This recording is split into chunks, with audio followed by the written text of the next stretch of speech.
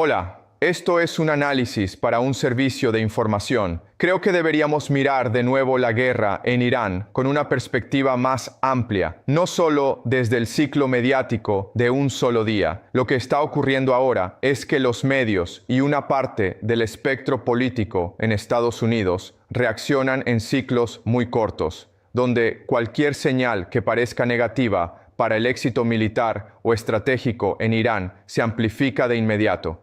En un momento, se interpreta que el liderazgo político estadounidense está adoptando una postura extrema y se habla de amenazas y consecuencias máximas. Poco después, cuando se anuncian posibles negociaciones, el mismo liderazgo es descrito de forma completamente opuesta, como indeciso o débil. Este vaivén demuestra que el análisis no siempre es empírico, sino que muchas veces está condicionado por la política interna. Algunos comentaristas incluso llegan a sugerir que cualquier desarrollo negativo en Irán podría ser visto como algo positivo si perjudica a figuras políticas específicas, olvidando el hecho de que hay decenas de miles de soldados desplegados en la región que están arriesgando sus vidas. También se ignora el riesgo estratégico real, especialmente la posibilidad de que Irán pueda desarrollar capacidades nucleares en un futuro cercano, con la implicación indirecta de otros actores internacionales en su industria militar. Si se observa desde una perspectiva histórica, es poco común ver un conflicto asimétrico en el que un actor haya tenido tanto control frente a una potencia regional tan grande en territorio y población. Esto ha generado temor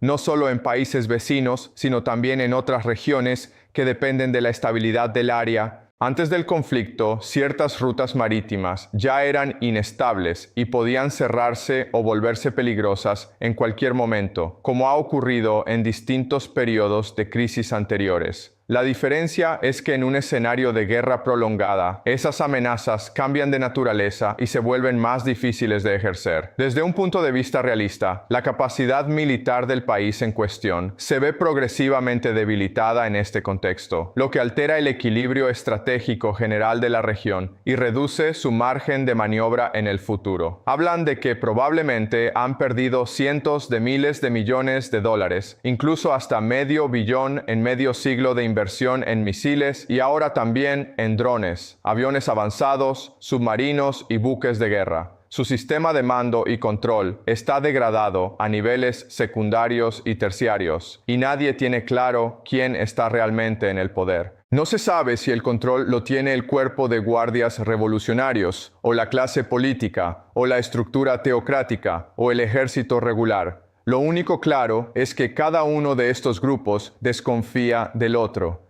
Ninguno quiere parecer débil, por eso todos intentan mostrarse lo más duros posible, aunque eso no refleje una estrategia coherente. Gran parte de la retórica más extrema puede estar dirigida solo al consumo interno, para mantener equilibrio entre facciones. Al mismo tiempo, existe el temor constante de que si alguno de estos grupos negocia con potencias occidentales o con Estados Unidos y ocurre una transición de poder, podrían enfrentar consecuencias graves por sus acciones pasadas. Esto crea una situación política muy inestable. Sin embargo, en el plano militar, el resultado ha sido claramente devastador para el país. Y al analizar ganadores y perdedores, también se observa el caso de Rusia. Rusia prácticamente ha perdido presencia en regiones como América Latina, el Medio Oriente y otros espacios estratégicos. Su influencia en algunos países aliados se ha debilitado o reducido significativamente. Además, está atrapada en un conflicto prolongado en Ucrania con pérdidas humanas muy altas. Aunque ha tenido ciertos beneficios indirectos por el aumento de precios de la energía, eso no compensa el desgaste general. Por eso, desde una perspectiva estratégica, podría tener incentivos para buscar algún tipo de acuerdo o alto el fuego que alivie sanciones y reduzca presión internacional.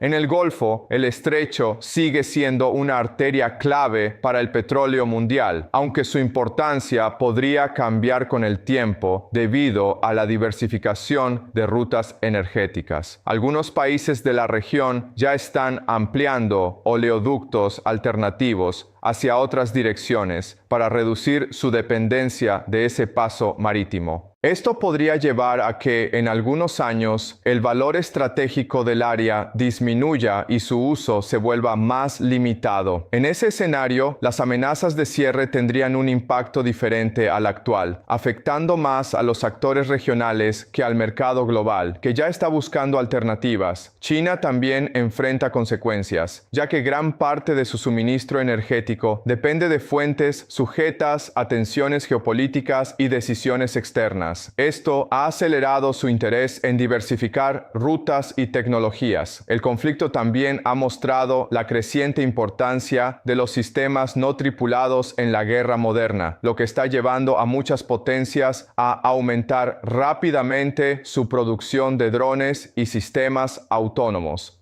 Esto cambia los cálculos estratégicos en posibles escenarios futuros, incluyendo regiones sensibles como Taiwán, donde un conflicto directo se percibe ahora con mayor complejidad y riesgo debido a estas nuevas capacidades defensivas y ofensivas. Europa, por su parte, aparece como uno de los actores más afectados indirectamente, ya que su papel se limita en gran medida a apoyar logísticamente y asumir consecuencias económicas y estratégicas derivadas del conflicto global.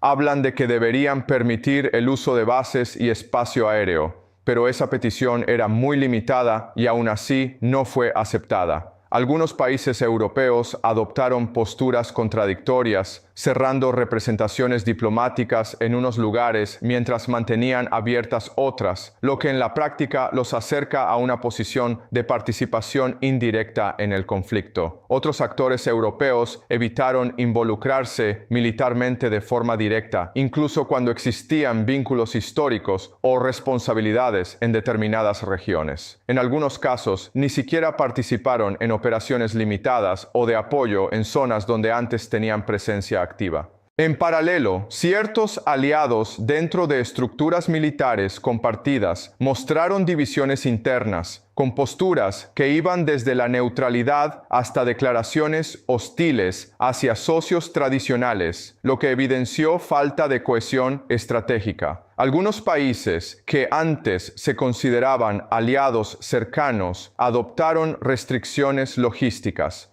como negar el uso de su territorio para operaciones aéreas, lo que reflejó un distanciamiento operativo significativo. Otros aliados con larga historia militar también mostraron limitaciones de recursos o voluntad política para participar en despliegues más amplios.